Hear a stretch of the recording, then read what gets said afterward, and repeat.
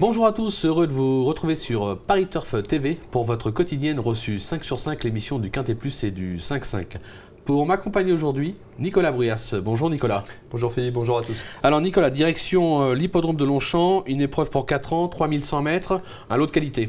Oui, assez homogène, sur une piste qui devrait être souple, mais pas forcément beaucoup plus. Il y a du beau temps qui est annoncé ce week-end, Oui. donc souple, peut-être à très souple grand maxi. Voilà, donc ça devrait permettre à tout le monde de bien s'exprimer. Ouais, ben, on va voir ça, on va déjà voir votre sélection Nicolas. Oui, alors j'ai placé en tête le 5 1000 et 1000, le 15 Shenbop, le 11 Black Swing, le 14 Blues Wave, le 10 Gris Noir, le 4 Amiens, le 13 Sage Riquet et le 2 Ectomar. Ok, alors votre favori, le numéro 5, 1000 et 1000, il reste sur un plaisant succès dans le grand handicap de la Manche, c'était à Deauville. Il a pris 7 livres dessus, ça vous inquiète pas? Non, parce qu'il a gagné avec une certaine marge selon moi. Son entraîneur d'ailleurs était très confiant avant le coup la dernière fois. C'est une bonne réclamation, hein. Il avait été acquis 28 000, un peu plus de 28 000 euros au mois d'avril par son nouvel entourage. Il ne fait que de leur apporter des satisfactions. Son jockey Thierry Tullier s'entend super bien avec lui. Et mon collègue Paul Brousse me faisait remarquer ce matin qu'il avait un peu le profil d'un Gentoo, un tac de Boitron, c'est-à-dire un cheval qui a montré une certaine qualité sur 2004, qui ensuite gagne un quintet pour Steyer et généralement dans la foulée il va plus loin. D'accord.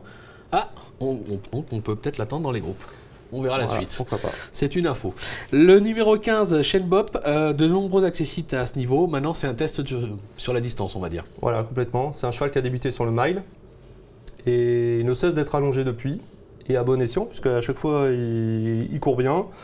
Là, il monte en puissance depuis sa rentrée. Il a eu un petit break pendant l'été. Là, il fait que monter en puissance. Il vient d'échouer de peu sur 2004, effectivement. Mais là, s'il est rallongé, mais comme à chaque fois, ça a été plutôt avec succès, là, s'il tient les 3100 mètres, il peut gagner. Bon, ok, c'est annoncé, il peut gagner. Le numéro 11, Backswing, alors lui, il a remporté le prix de la Providence sur ce même parcours, c'était fin mai, donc pas de problème de tenue.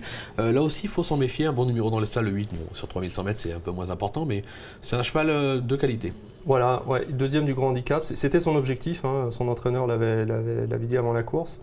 Depuis, il a couru là l'autre jour, mais bon, il a été un petit peu malheureux dans une course qui manquait de train, parce que c'est surtout donc c'est un finisseur, c'est un cheval qui attend dernier, donc il est un petit peu dépendant du rythme de l'épreuve. Après, voilà, il est capable de finir fort. Il n'aura pas Flavien Prat qui va bientôt donc partir aux États-Unis et qui était son jockey plutôt habituel. Il aura PC Boudot. Oh, Pierre-Charles Boudot. Oh, mais oui, voilà, il a gagné sur ce parcours, comme vous l'avez dit, sous 69 kg. C'était au mois de mai. Au mois de mai, tout à fait. Voilà, si l'épreuve est suffisamment rythmée, le terrain ne devrait pas être trop lourd. Donc, sa place est à l'arrivée. Voilà. Ok, en quatrième position, le numéro 14, Blues Wave. Il a gagné sur 3000 mètres, pardon, c'était à Strasbourg. Le cheval est au top, c'est l'entraînement de Sylvie Audon. Là aussi, il faut s'en méfier, peut-être plus pour une place que pour la gagne. S'en méfier, alors ça ne sera pas le cheval de tout le monde, ça sera certainement une grosse cote possible à l'arrivée. C'est un cheval qui vient d'arriver dans les box de Sylvie Audon. Il a fait l'essentiel de sa carrière en Allemagne, où il avait montré quelques moyens. Il a des performances honnêtes, notamment une courte défaite face à Daria, une jument qui a gagné l'Istad depuis en Allemagne. Il a gagné, comme vous l'avez dit, à Strasbourg. Il aurait dû regagner le coup d'après. Il a été assez mal monté, il faut le dire, par sa joquette, qui n'a pas été très inspirée. Donc la distance, il la tient, il est au top, parce qu'il devrait rester sur 2 victoires d'affilée. Alors il monte de catégorie, mais il a la forme, il tient la distance, et il a l'air en plein boom, et son entraîneur ne cache pas une certaine confiance. Tout à fait. Donc c'est un coup de poker qui peut s'avérer payant, avec en plus... Il a un bon numéro de corne. Une petite cote. Et à mon avis, s'il y a un cheval qui peut amener une cote à l'arrivée, à mon avis, ça peut être lui. Bon, vous l'aurez compris, pour pimenter les rapports, vous tentez le numéro 14. En cinquième position, le numéro 10, Gris Noir. Déjà 2 accessites à ce niveau, c'est un véritable métronome. Bon, selon l'entraînement, c'est un peu la course visée, donc là aussi, on ne peut pas l'écarter.